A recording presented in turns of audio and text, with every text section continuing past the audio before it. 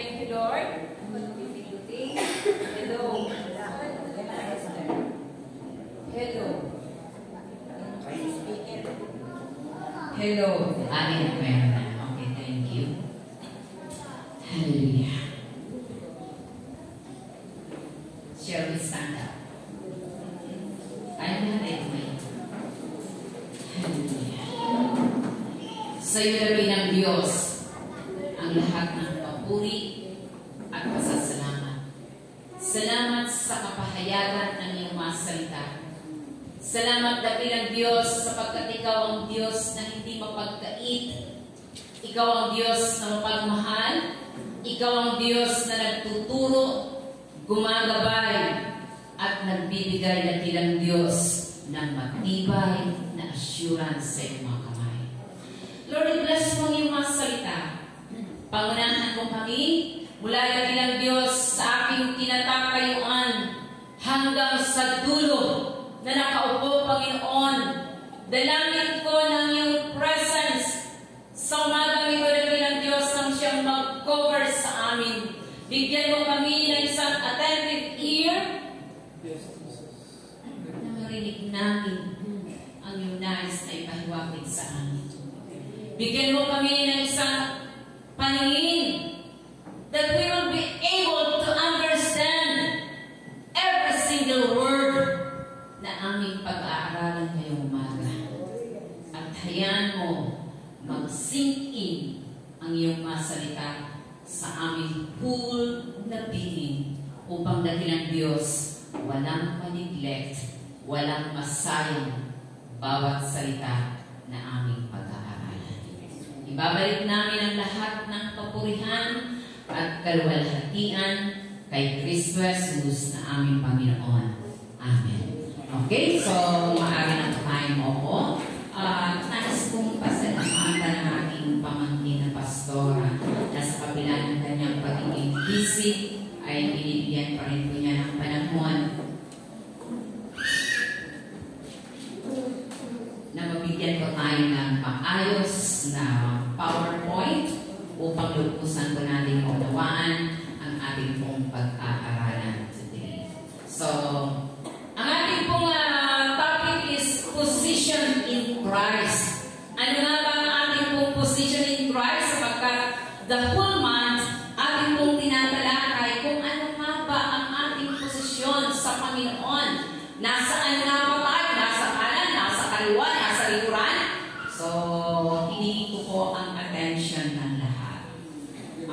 Hanggang sa likuran, listen carefully. Dahil nais po namin kayong makasama pagdating sa panahon ito. So sabi ko dyan, your identity in Christ changes things. So kung alam po natin ang ating pong identity, yung ating pong pagkakakilanlan sa Panginoon, we will understand our position in Christ. So tingnan po natin. So sige, hanggat maaaring makikita mo yan.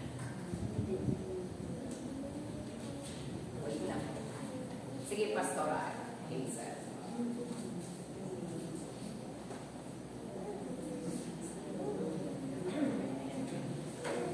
Okay. So, ang topic ko po today is about the millennial reign of Christ. Para maunawaan po natin kung ano po ang ating pong position. That's the title. The millennial reign of Christ. Okay, sige, paki-forward. Ang aking tema is the ultimate. Pag sinabi pong ultimate, wala na pong iba kundi sa panahon pong yan. The ultimate reign of Christ as King of Kings on earth. Siya po yung tatanghalin na King of Kings sa mundong ito. So, di po ba? Dahil ng panahon ng siya narito, kinurmahan lamang po siya ng tinig. Dahil hindi mo siya kinikilala, he is rejected by all the Jew that time. Kaya po, ang binigay sa kanya na corona ay tinig lamang. Okay, so the ultimate reign of Christ as King Okay. Ang aking pong text, kung kayo po ay may mga Bible, meron po kayong ballpen and paper, pwede niyo po ngayon para makunawaan po. Revelation 20, verse 1 to 7, Zechariah chapter 14, 4 and 5, at sa Revelation. So it's already 10:47. Okay, forward. May introduction. So babalikan ko po yung mga past na preaching po natin. Pastor Jerry talked about us. Siya po yan sila about All Saints Day. Yung araw ng mga santo. At binigyan niya ng difference.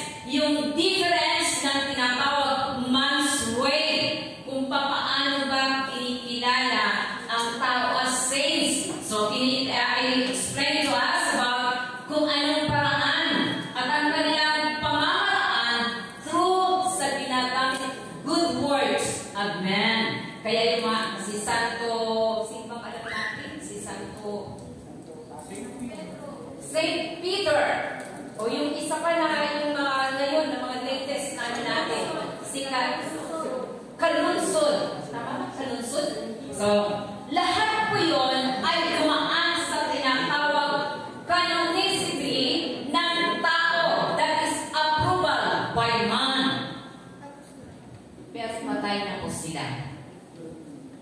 Pero in God's way, the official admission of a living saints by the good works of Jesus Christ through faith. So magkaiba po rin po ba ang man's way sa pamagitan ng kanilang effort, ng kanilang mga mabubuting gawa.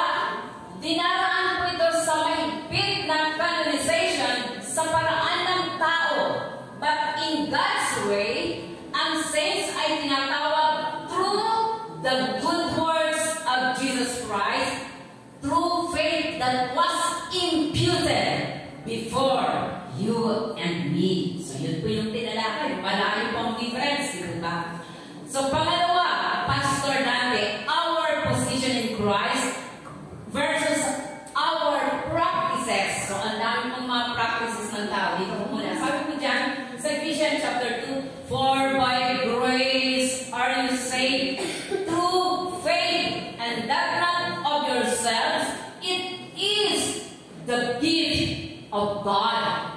So, pinaliwanag ni Pastor Dante about beliefs and traditions, sapagkat ang dami po natin mga tradition and beliefs na hindi po natin kung paano ba ito nagsimula, saan ito nanggaling, bakit ito nangyari. So, binigyan po niya ng matibay na difference yung aming pong position in Christ. Sabi po niya, before in Christ, after in Christ, and in Christ. So, ano ba ang ating kalagayan before sa Panginoon nang wala ka pa? Ang tawag ko sa iyo ay ano? You are a sinner. After in Christ, nang tinanggap po natin ang ating pong Panginoon, binigyan niya ng diin, kaya nga changes things, na bago ang lahat ng iyon. At ikaw ay tinawag the living saints because of what God has done before for you and me. So maliwanag po yun. Nagkaroon ng maliwanag na identity. And in Christ, nagtutuloy po yun. So ngayon, Pastor Hazel, mindly please, the book of Revelation. Dito pa ako titingin kasi hindi ko masyado. Sabi po dyan, blessed is he that read, and they that hear the word of his prophecy, and keep the things which are written. Sabi niya, mapalad siya na nakapakinig. Nakikinig ko ba kayo? Sabi ko dyan, the word of this prophecy, that is the word of God, the authorized word of God, the Bible. Sabi ko dyan, and keep those things which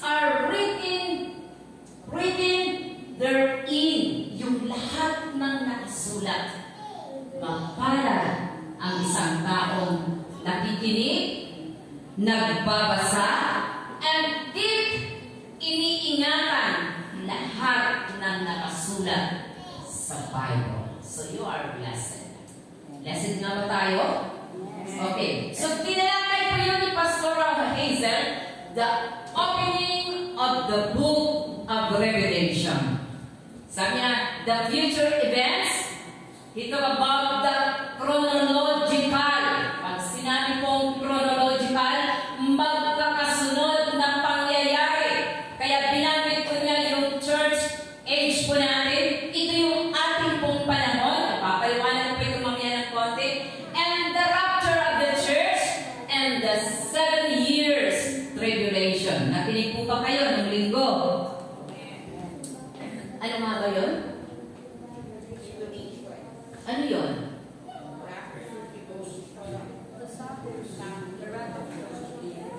Anong other term ng tribulation? The wrath of God. Yung galit ng Diyos na ibubuhos sa tinatawag 7 taon na kapighatian na hindi pa naranasan mula ng lalangin ang mundo. So, okay, Pastor Rizal, paki-forward. Okay. The full opening of the book of Revelation ay makikita po natin po yan sa chapter 1. Sabi po ng Panginoon, pagbukas po kayo ng Bible para hindi po kayo matulog. I am the Alpha and the Omega.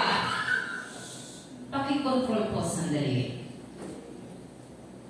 I am the Alpha and the Omega, who is and who was and who is to come, the Almighty. So, ibig pong sabihin ng who is, the present tense. Who was, the past tense. Who is to come, the future tense. So, it speaks about God kung sino siya ngayon, sino siya noon, at kung sino siya na Diyos na darating. Kaya sabi niya, I am the God Almighty. So, di ba ko naniniwala, babanggain ko ang lahat ng katuruan na nagsasabi, He is only the mighty God. The book of Revelation ay nagpapatunay, He is the Almighty na darating. So, sundan ko na. Sabi nga mo dyan sa Hebrews 13:8, Jesus, the same yesterday, today, and forever. Hindi ko yan mababago. Okay. The purpose of the opening ng book of Revelation. Ikita po natin po yan sa 17 and 19. Sige. Sabi po dyan, I am the first and the last. I am the living one. I was dead. Behold, I am alive forever and ever. I hold the keys of the death and Hades. Hawak niya ngayon ang susi ng kamatayan at ng Hades. Right! Sabi niya sabi ng angel, isulat mo. Therefore, what you have seen, lahat ng ipapakita ko sa iyo, yung buong kaganapan about the future things, dapat walang mawala. Kahit isa, lahat ng makikita mo. From the time of Christ's resurrection up to the new heaven and new earth, that is the book of Revelation. Okay. Sige, pakialam po. Sabi po dyan, write what you have seen, what is now. Binuksan kay kung ano ang kasalukuyan. What is seen, what you have seen, isulat mo lahat. What is now, kung ano ngayon. That is the condition of the 7 churches na inilarawan ng book of Revelation 2 and 3. Sabi niya, before the rapture of the church, ito po yung tinalakay ni Pastor Hazel about the dispensation of grace. Bibigyan ko po kayo ng konting balik tanaw. Bakit po tinawag na church age po natin ito ngayon, or dispensation of grace? Sapagkat meron pong tinatawag the 7 dispensation of time. Yung innocence, nang dumating dito po ang ating Panginoon, ay nasa ikalimang dispensasyon. Alam niyo po ba yun kung ano po yun? Dispensation of law. Kaya po siya naparito sa panahon ng law, sapagkat mayroon siyang tutuparin at kinakailangan gampanan po yun.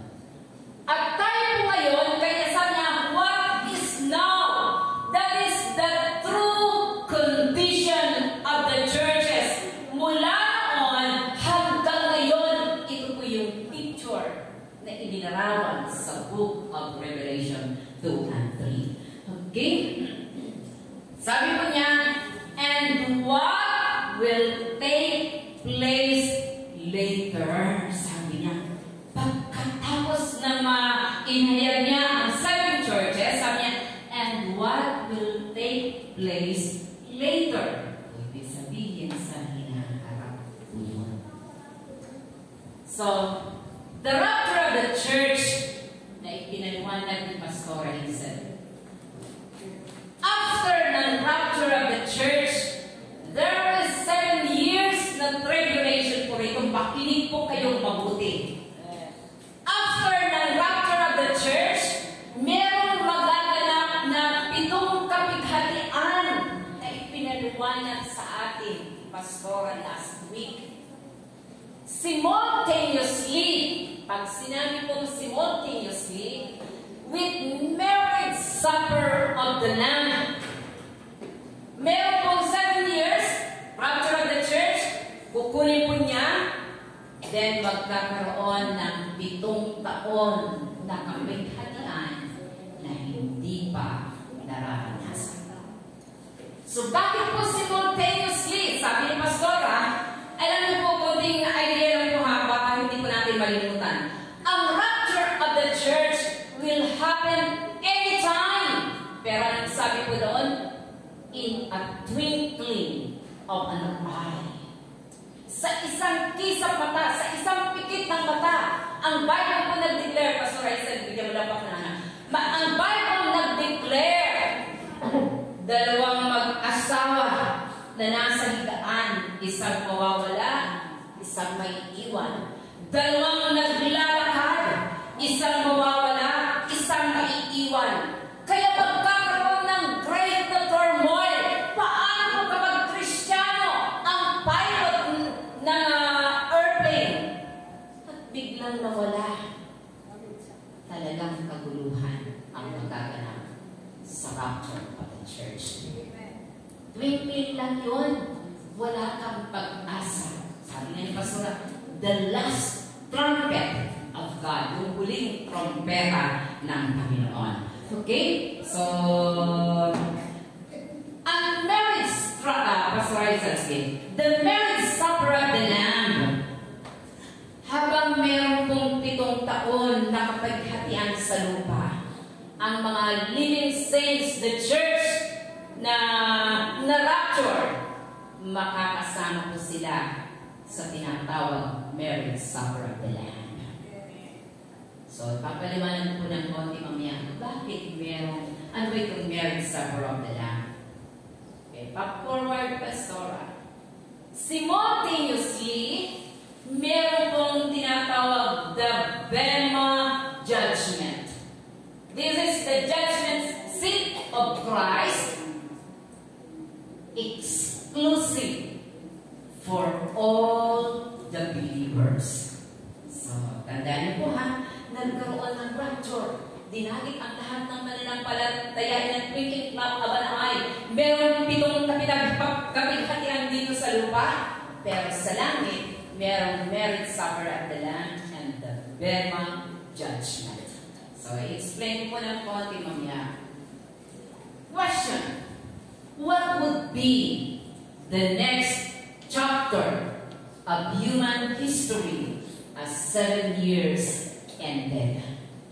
So, ano mangyayari? Pagkatapos ko ng rapture, pagkatapos ng 7 years, ano mangyayari? But I was reading Marriage Supper of the Lamb in 1906 to 1017. It is the supper of the Lamb for giving honor, the highest praises. Alam niyo po ba ang Marriage Supper of the Lamb? Hindi po ito talaga nakalaan sa mga believer. That is giving an honor, highest praises to the Lamb of God in heaven. Bakit? Malaking pasasalamat ng lahat ng naroon sa marriage na yon, sa supper na yon, ay walang iba kundi ang lahat ng Biblia ng parangal. It's all about the Lamb of God. So hindi po actually atin yon. That is giving honor to the Lamb of God. At mapalad tayo kung kayo po'y makakasama sa rapture of the church. Yan yung purpose ng marriage supper of the Lamb. Hindi pa kumagano kasi hinahabol ko yung time. So, the purpose of this event in heaven to review, ito po yung day of judgment, ha? Marriage supper of the Lamb, 7 years po yun. Simultaneously, meron pong tinatawag the judgment seat of Christ, exclusive for all the believers. Sabi ko yan, purpose of this event in heaven is to review our works if we are fitted to handle the office as kings and priests for millennial reign of Christ. So, kaya pala may very judgment. So, i-review mo yun ang iyong mga works na ikaw ay kumilala sa Panginoon. Meron pong 5 trumps.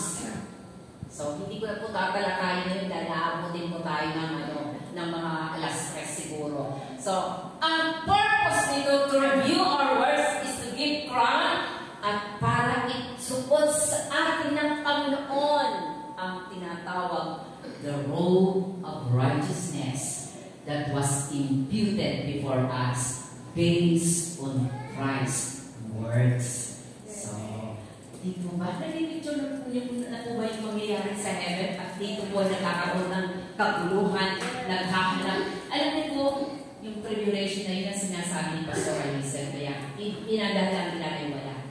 Ang salary mo magkano? Kung ang salary mo ay nag-raise mo ng 80,000 sa panahon ng tribulation, equivalent lamang yun ng isang pandesal. So, hangarin po ninyo, bahala mo kayo. Kung ayaw nyo ng rapture of the church, magpakasipag kayo ngayon para marami kayong pera pambili ng pandesal sa halagang 80. God. Yung reklamo ka na lang, tumaas na 10 piso, galing na tayo, di po ba? Sa panahon na yun. Okay, paki-forward, Pastor Wilson.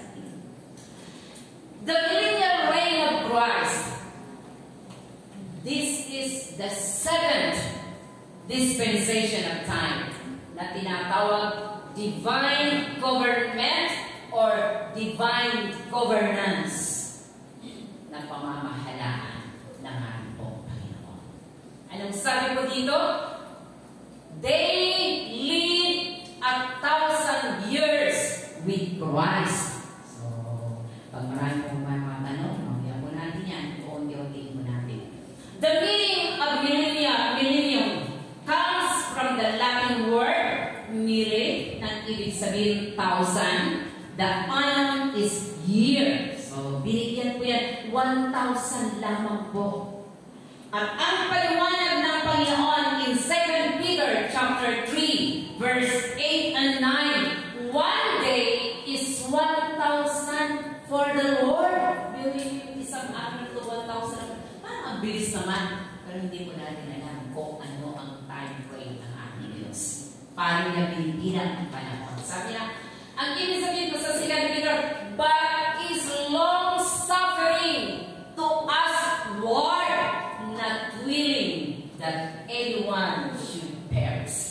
but all should come to repentance. Pero yung may iintindihan po natin bakit sinabi niya one day as a millennial reign. So very specific, that is 1,000. Okay, Pastor Elisa. The entrance of the millennium years. Sabi ko dyan sa Revelation chapter 1 verse 7, Behold, he cometh with clouds, and every eye shall see him, and they also which pierce him, and all kindred of the earth shall wail because of him forever and ever. So, entrance ng millennium, lahat ng tao makikita nila. Ang pinaka-bottom line po nito, during that time, makikita ng bansang Israel ang kanilang pinakanan. And it will follow sa atin kung kapanahunan ngayon dahil ang technology ay napakayaman na.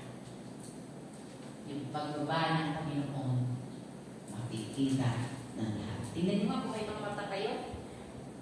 Meron ko bang mata?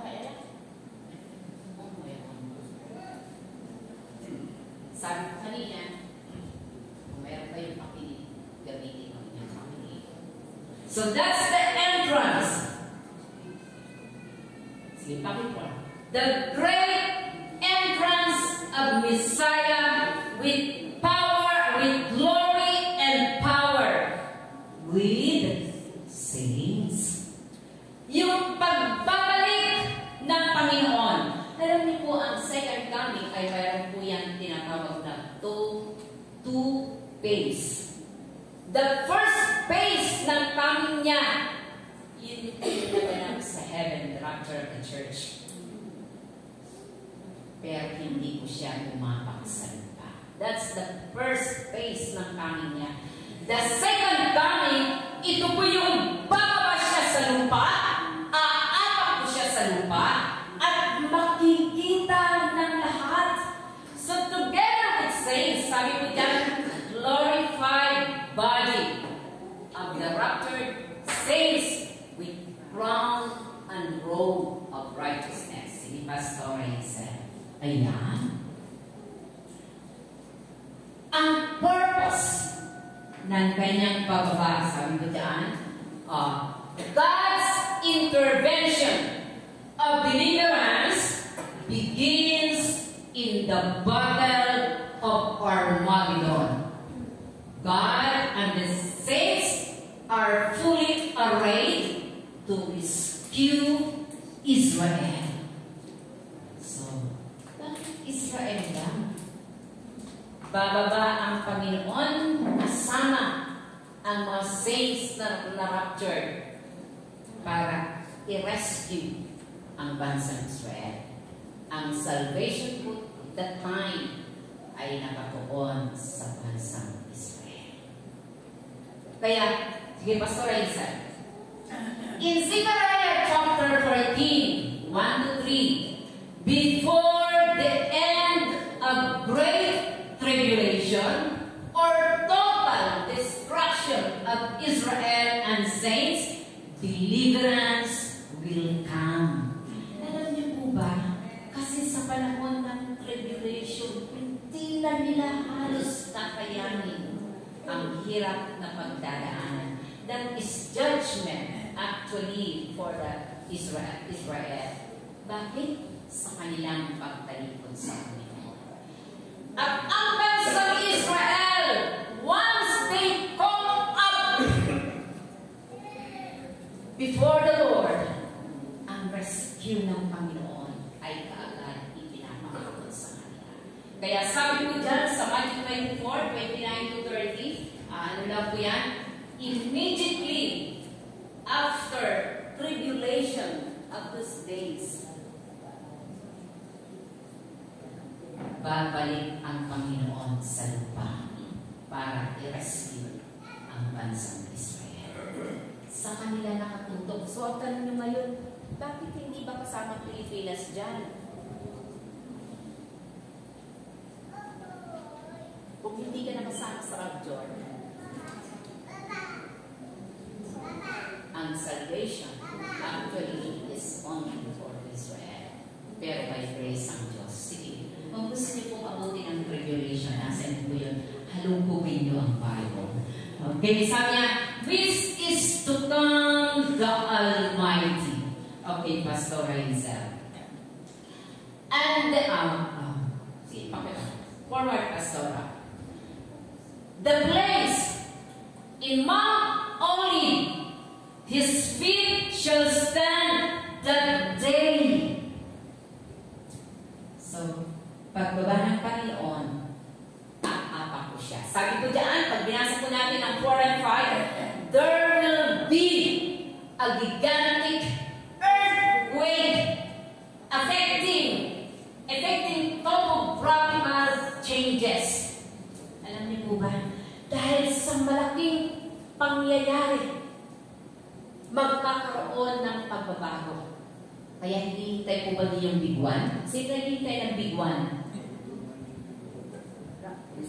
Sabi na mag-prepare kayo ng ganito. Gaano kaya kalaki ang big one na to na magaganap sa pagbabalik ng Panginoon? Ang sabi ko dyan, half of the mountain ng Mount Olive will be removed toward the north and toward the south.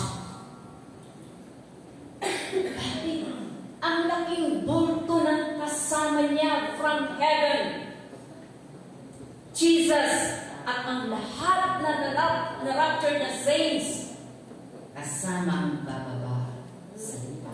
Kaya meron pong magkakaroon ng tinatawag valley, highway sa valley para bumigyan ng daanin ang pagbaba ng ating Panginoon. Purpose to deliver the saints and to destroy the enemy. Okay. The manner is with saints. The Lord my God shall come and all the saints with thee. Okay. So, hindi na po natin anong purpose, ano po yung manner. Pangalawa, ng millennial reign. Sabi ko dyan, bounding Satan for 1,000 years at bottomless pit. Kaya pala ganun kalaking bulto. Bakit?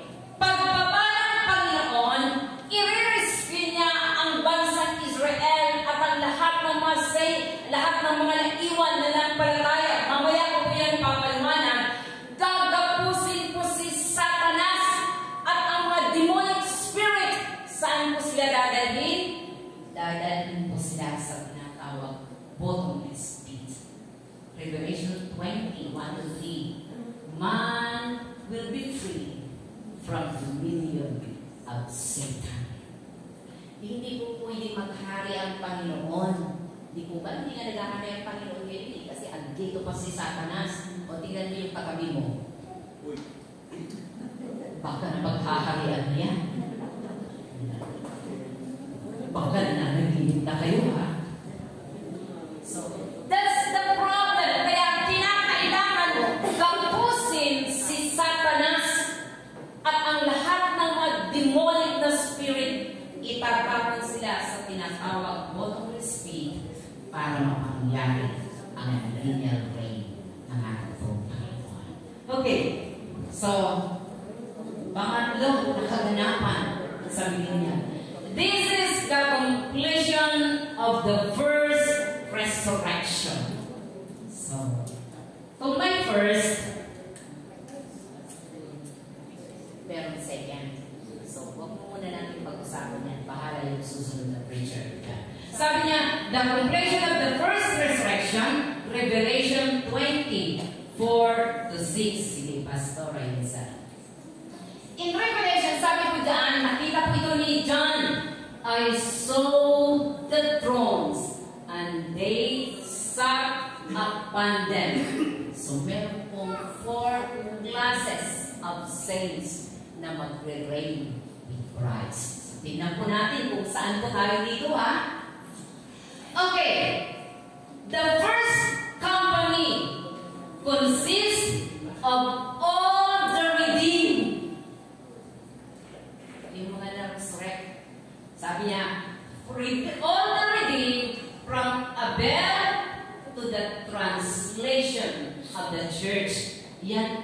first na saints sa marriage supper of the Lamb, palagay ko, pinakamalapit ako.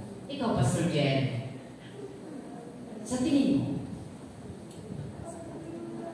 pinakamalapit mo ba tayo sa Lamb na binibigyan ng honor dahil sa'yo, narito ang lahat ito. Sabi niya, from Abel to the translation of the church, that is the rapture of the church, 1 Corinthians chapter 6, 2 and 3, yan po yung mga niya. Letter B, consists of the soul of the martyrs as part of the tribulation time. Pangalawa sila. Sabi niya, mga martyrs. Kaya gusto mo maging martyr, pag hindi mo, huwag mong paghandaan ang rapture of the church para bigyan ka ng parangal bilang isang martyr. So, sino kung gusto ko doon? Dahil kung wala ka sa first na company, that is all the redeemed ng first resurrection, dito ka papasok sa martyrs ng tribulation time. Okay? So, Pastor, pakibalik muna. Pakibalik ng ano ng B. Tingnan nyo ha.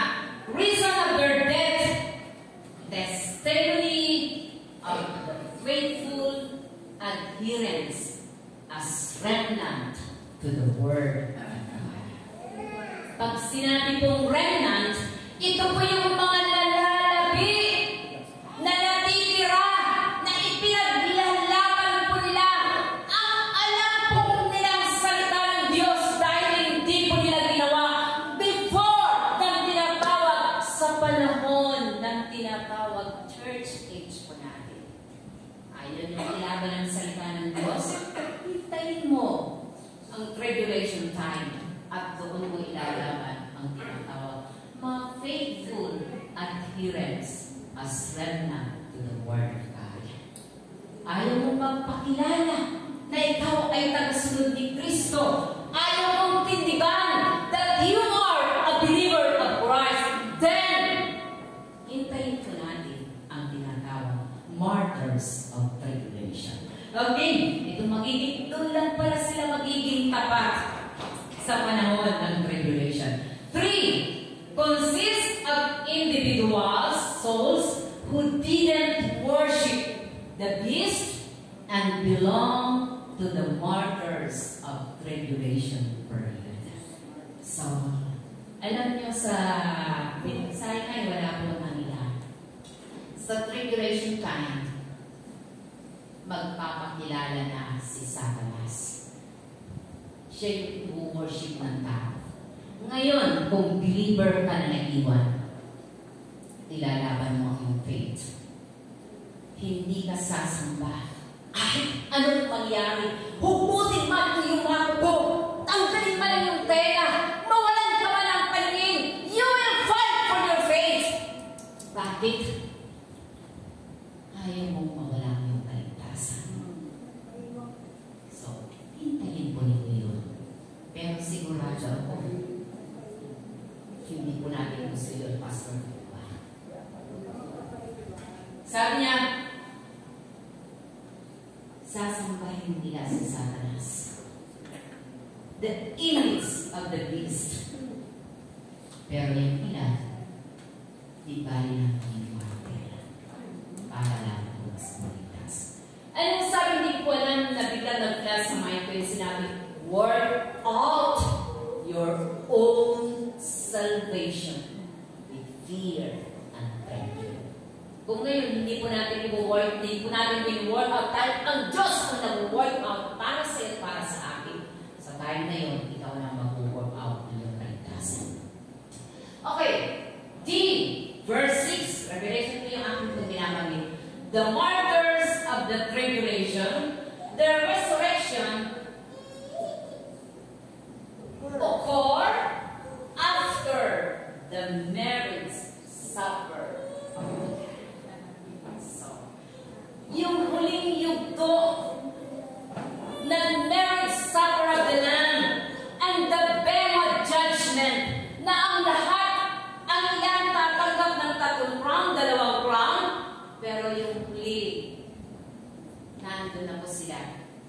sa heaven hahabol para makasama sila sa tinatawag millennial reign ng ating Panginoon. Sabi niya, of course, after the marriage supper of the Lamb, at the beginning of the kingdom, they are both distinct. Sige, Pastor, bakit anong distinction ito?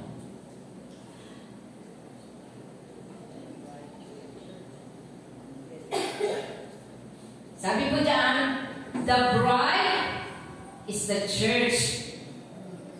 The guest is the Old Testament saints. So, sino gusto mo ng bride? The church is the bride of Jesus. Ang Old Testament saints, the martyrs of tribulations, these companies are called blessed and holy.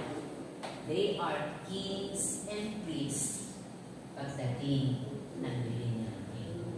Magkakaiba nga lang, may distinction. Si Pastor Jerry, Pastor, lagi kami ni-mention, meron tatlong rank, yung ilan ay may isa, yung ilan ay wala, na paghihinayang nila ang panahon that God had given them.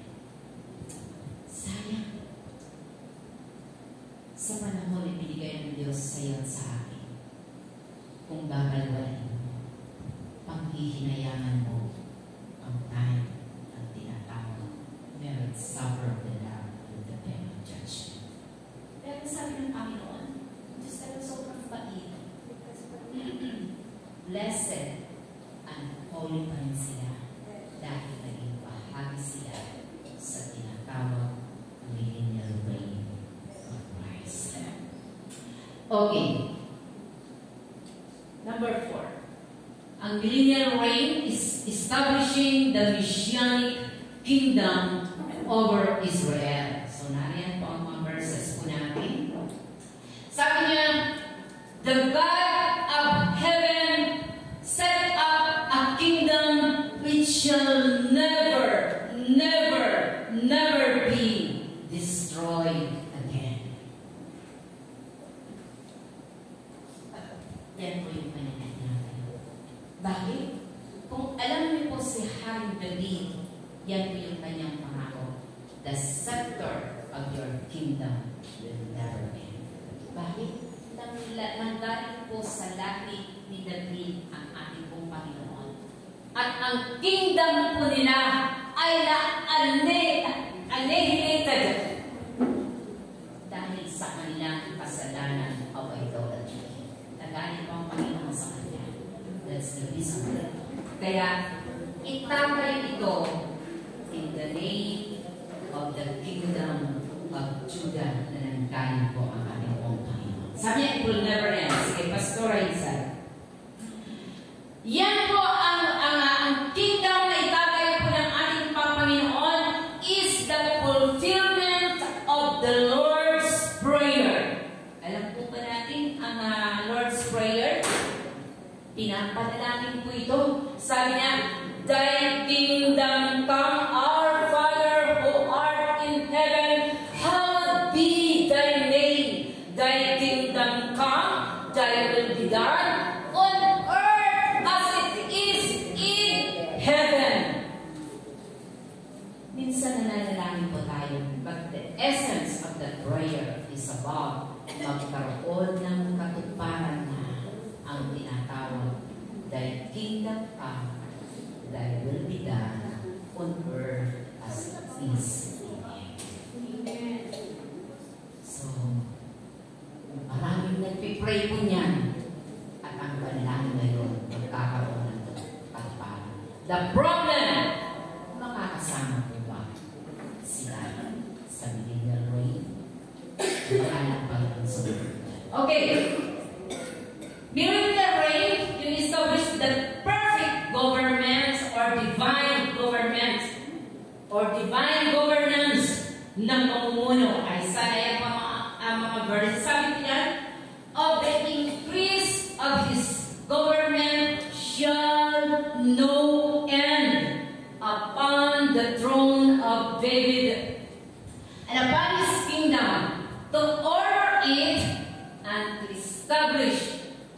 judgment and justice. Diba? Ngayon wala akong justice. Kahit ka nalang justice and justice.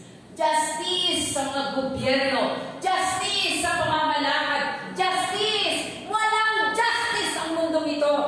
We're looking for a good and just the government. You can find kahit noon pa hanggang ngayon that it will happen only in the literal way. Diba?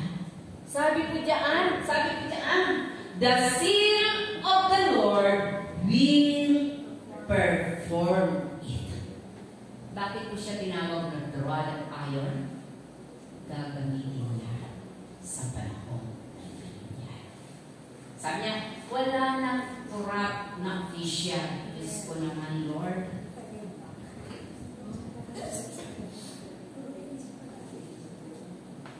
Maraming mga Christian nowadays running for maging official. Bakit? Hinahabol po nila ang pera.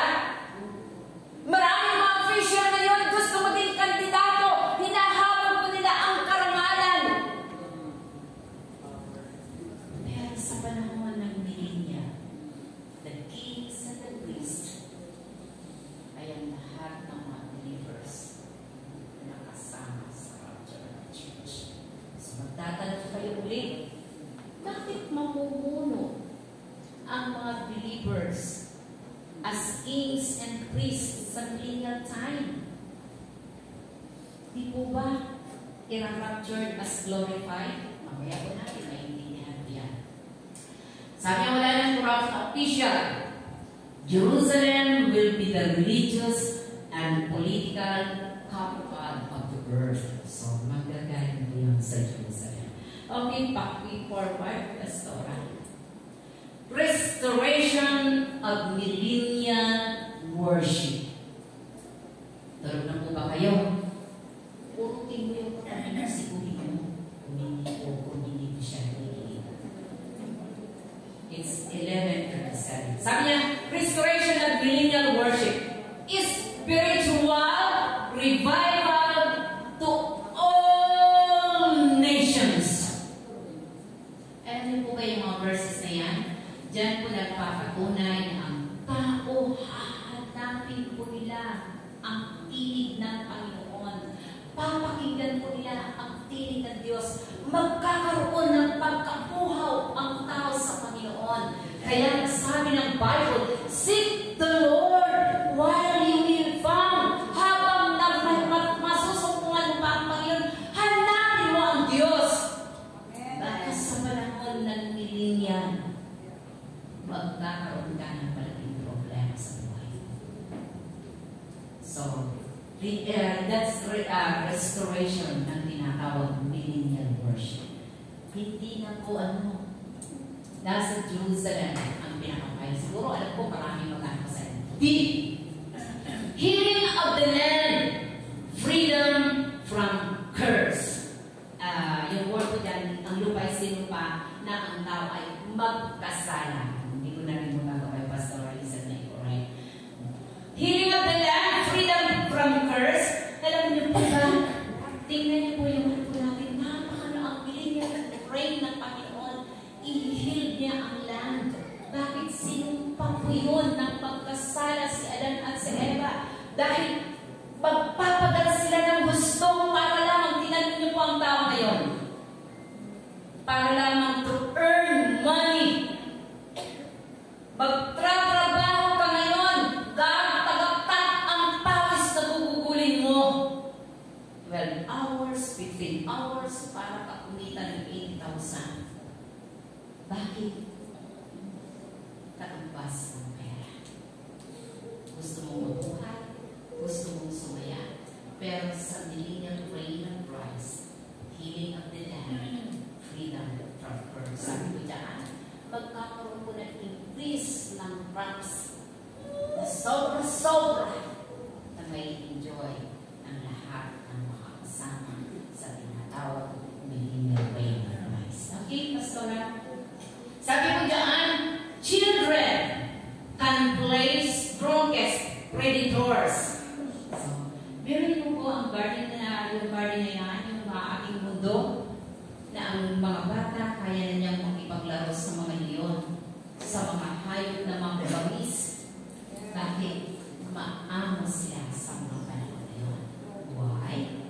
Ang Diyos na lumikha sa kanila ay kanilang Lord of Lords. Sabi niya, people have longer lives, won't die for 1,000 years. So, maintindihan natin ngayon. Ang sarap pa ng mga pasok dyan. Kasi 1,000 ang binanggit ng ating Panginoon.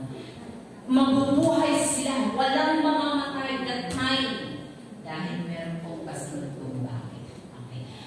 They will stay healthy, qualified to reign with Christ for 1,000 years. Wala na pong alaksan doon. Wala nang planax. Wala nang metformin. Wala nang lahat na pinapayaran mo. Lahat ng aking SSS na punta sa lahat ng yon para lamang ako mabuhay. And during the millennial reign, mabubuhay ka for us.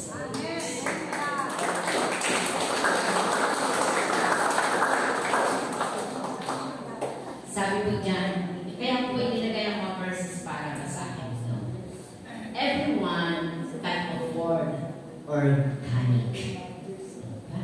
Ang mahal ito, pangalan ng organic ay napahal-mahal. Pero during that time, kasi sumagit lang ng konting tiyan mo, Pastor Irene, meron ka ng leaves na pwede mong inumin mo. Baka sa pinigyan ka po, okay, sabi niya, this is the perfect picture of perfect peace, perfect life, perfect government, perfect world. With Christ is the ruler, the judge, and the king. Sabi po yan, dominion lost, dominion restored. Dahil si Alan po yun, Alan siya namumuli ng lahat, pero lahat yun ay nawala. Paradise lost, then the paradise will be restored in times of millennial reign.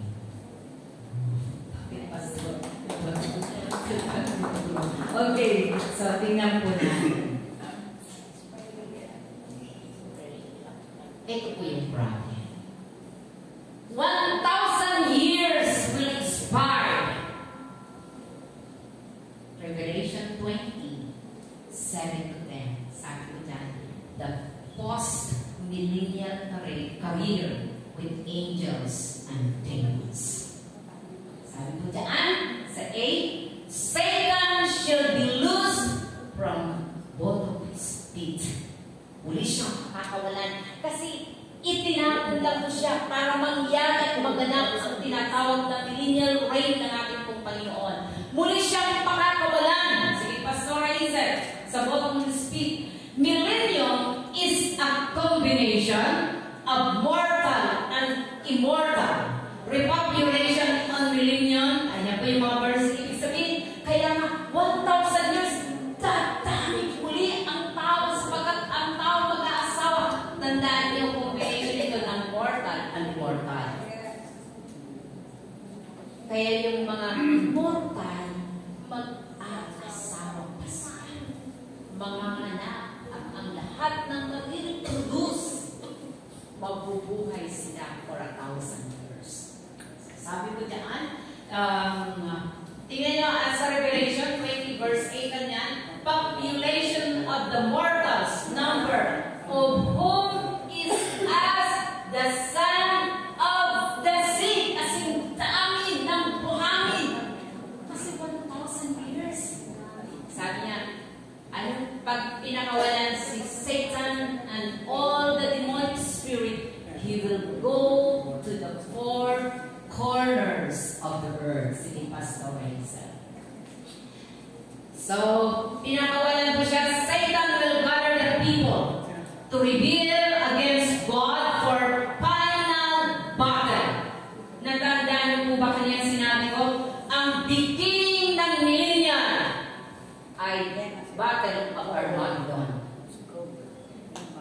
And it will end to another battle sa tinatawag the Gog and Magog. So sabi niya, Gog and Magog and compass the camp of the saints. Muli lang namin ang mga saints. Pero hindi po nakakatakot ng mga saints because we are glorified body. Pero yung mga ilan, okay, sige Pastor Hazel. That is the final punishment of Satan after 1,000 years. Sabi niya, Satan, devils, demons, and their final doom, Revelation 20, Matthew, yan, verses, Pastor Hazel, forward. And fire came down from God out of heaven to devour them and cast to the lake of fire. So, akala ni Satan, pansinin niyo ha, bakit ang mga mortal dadami ng gusto? Pag pinakawalan si Satan, marami ang susunod pa rin sa kanya. Ano yung tinuturo ng Panginoon sa atin? Sabi ng tao, sana may mamatay na galing sa bukay magpapatotoo.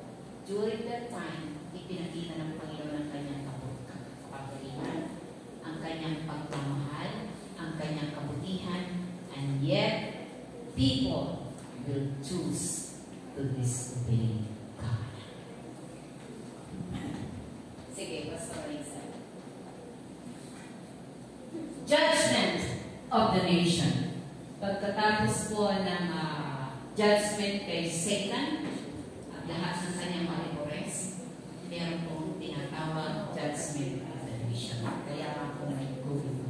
Segregation of goats and sheep. Sabi niya, and before him shall be gathered all nations, and he shall separate them one from another, as a shepherd divided his sheep from the goats. Mateo 25:32. Ang final na hatulan ng Panginoon ay ang lahat ng bansa na hindi pa rin sumunod sa kabila ng lahat ng kanyang diwa. Judgment to all nations. Kaya kung rebelde ka ngayon, at rebelde ka pa rin hanggang bukas, ay papasukin kang another time that is tribulation. Sa millennial, then, nasa inaamin ko yun kung pipiliin pa rin. Okay. Sabi ko dyan in Revelation 20:15, and whoever was not found written in the book of life was cast into the lake of fire. So, hintayin po yun. Yan na po ang magiging preaching ni Pastor Aileen. Destruction of all rebels. All was cast into the lake of fire. So, bubuksan na ng pinakamalaki ang lugar ng Hades or Inferno. Bulto-bulto ang itatapon po doon. The name that are not written in the book of life will be cast into the lake of fire. So, may conclusion po. Conclusion po ako. Sabi po dyan, in Revelation, sabi ng Panginoon, isulat mo what is now, one of kalagayan, to the 7 churches. Sabi niya, he that had an ear, let him hear. Tingnan niyo po kung meron po kayong pakinig. Hawakan niyo. Are you attentive with the word of God? Sabi ng Panginoon, let him hear what the Spirit says unto the churches. Bakit po churches? Ito po ang kalagayan sa kasalukuyan ng lahat ng mga iglesia. Sige, Pastor Hazel, mabilis lang po ito. Ito po yung kalagayan ng 7 mga iglesia na binigyan ng sulat ng Panginoon to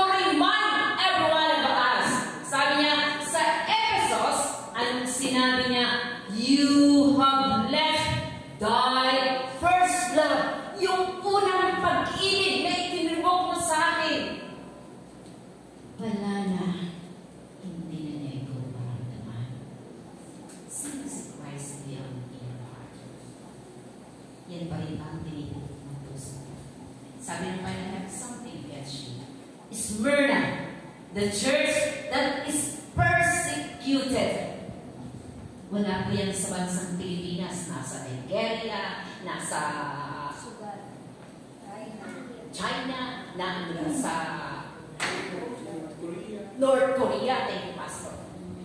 Ano lahat yun yung persecuted church? Pero anong sabi mo ng hold on. Dahil meron akong pangako. The crown of life before you. Pergamum.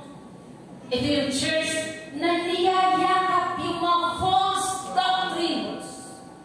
Mga katuruan na mali. Yung magsasatisfy sa kanya. Yan po yung church sa ating kasalukuyan.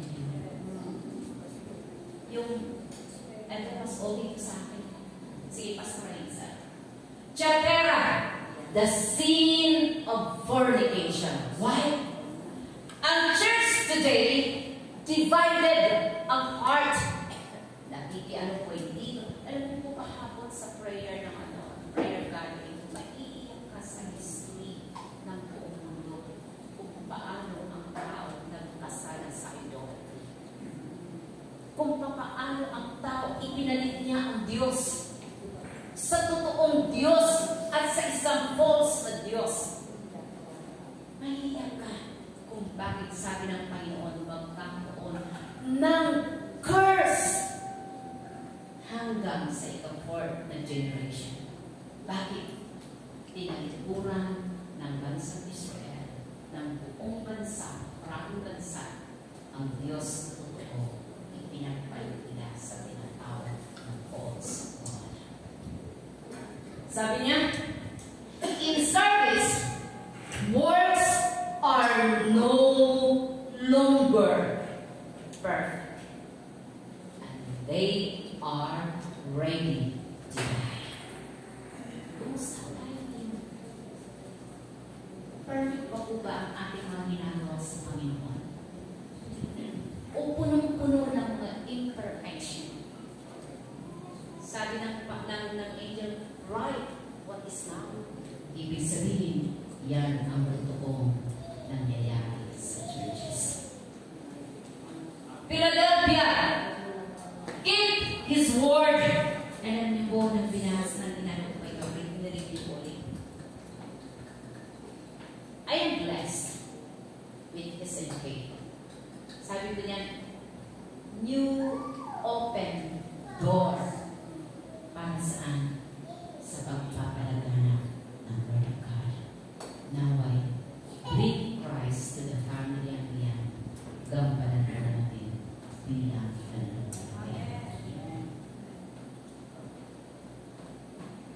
may mga open door po ba tayo? Open door for the family. Open door para po sa mga hindi ka nakakilala. Grabe. Baka magsara at hindi na natin ito buksan pa. Laodicea, neither hot nor cold. Hindi ka na malaman ng Panginoon. Mainit ba to? O malamig ba to? At dito naman ito sa simbahan. Pero hindi makuha ang thermometer ng Panginoon kung sino at anong Kristyano sa timbang ng ating Diyos. Sabi ng Panginoon, tinimbang ka at ako. Pero ikaw hindi na. Yan ang sabi ng Lord, I will spew you. Isusuka kita. Church, sabi niya, sila na may makinig. Makinig kung ano sinasabi ng Panginoon sa churches. I want you to understand. Bakit na tayo kumawit sa Panginoon sa isang song?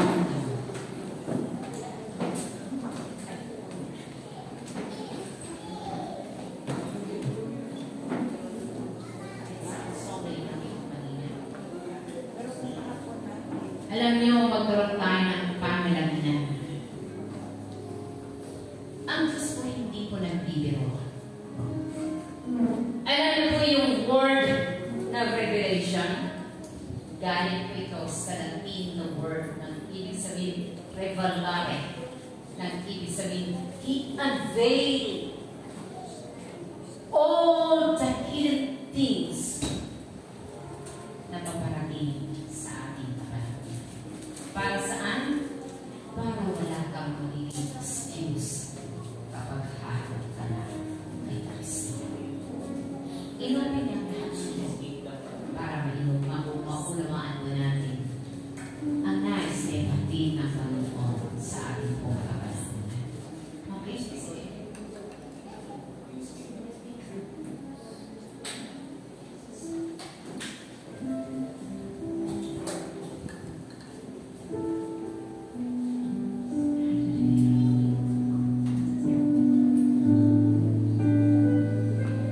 Mula sa iyong kinakakayaan, I want you to pray. Just close your eyes. Ibigay po natin ang ating mga mata.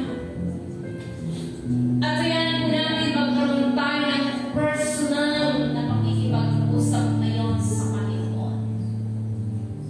Hayaan mo ng Spirit mo ngayon ay mag-usap sa Diyos. Lord, sino na ba ako ngayon sa iyong harapan?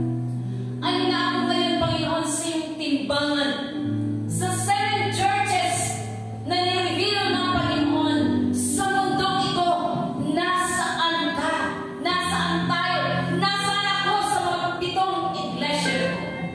2 lang ang uminday ng Panginoon. The rest, 5 are failures. Nasaan po tayo? Sa 7 churches ng Pilipinas. Be honest who we are before God this morning. Nais ng Diyos na makasama kayo niya. Ginawa niya ang lahat para sa iyo, para sa akin. But if you choose to disobey, to follow your will, ibitaw ang Panginoon sa iyong kagustuhan. And let the judgment of God be revealed in His perfect time.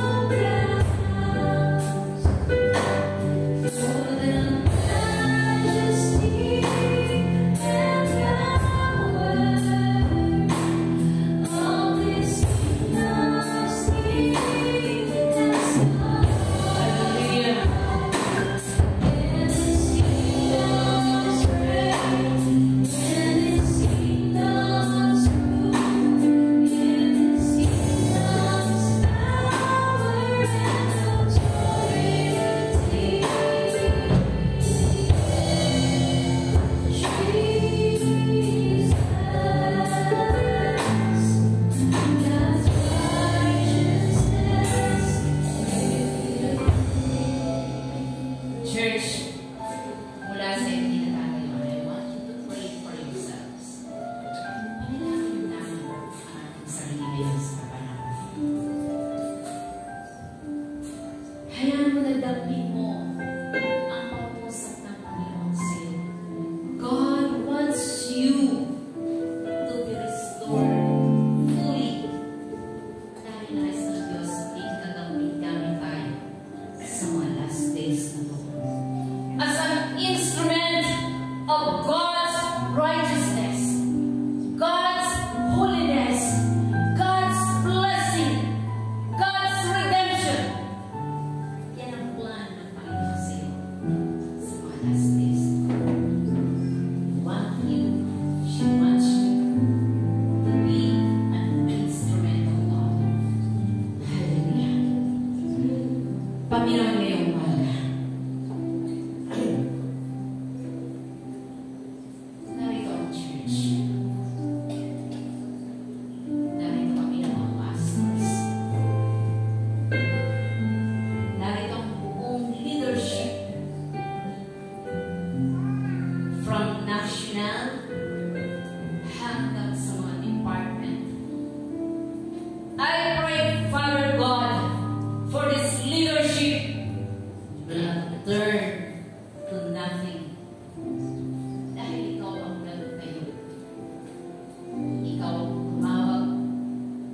ikaw ang pumili.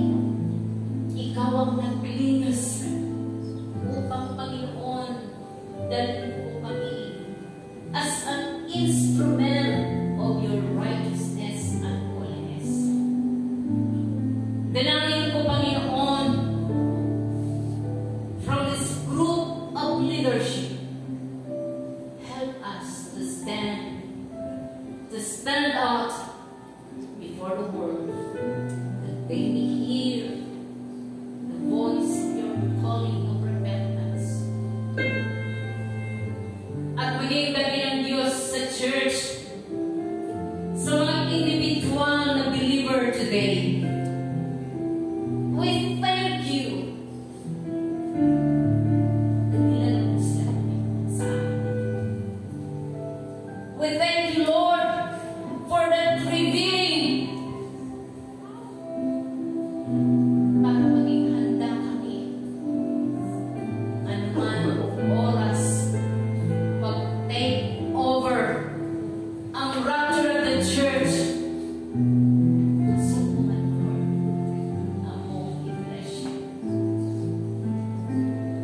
sa iyong habag, sa iyong pagkalinga, at sa iyong pagpapatawad.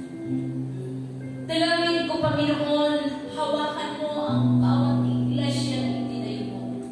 I-restore mo ang ating first love sa iyo. I-restore mo, Panginoon, kung sino kami na unang nagmahal sa iyo.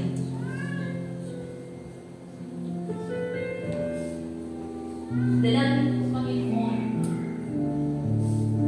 ang mga 5 churches na meron kang against towards them. Help them, Father God, to stand before you sa isang holy God na in your presence, Lord, kaya mong mag-usap hanggang sa kalooban ng aming Holy Spirit. Marinig namin ang iyong tinig. Marinig namin ang iyong direction.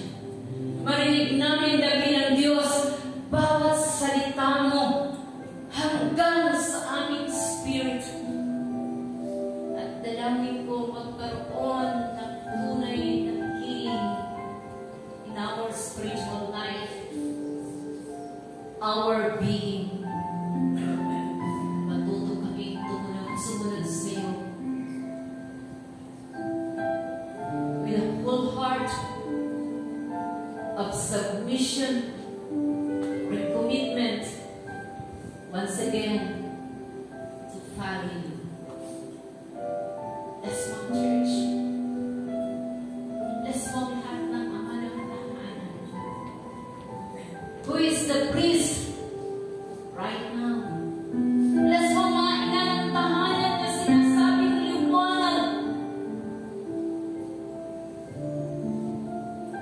Paghalingin mo ang bawat ina. Manatili kami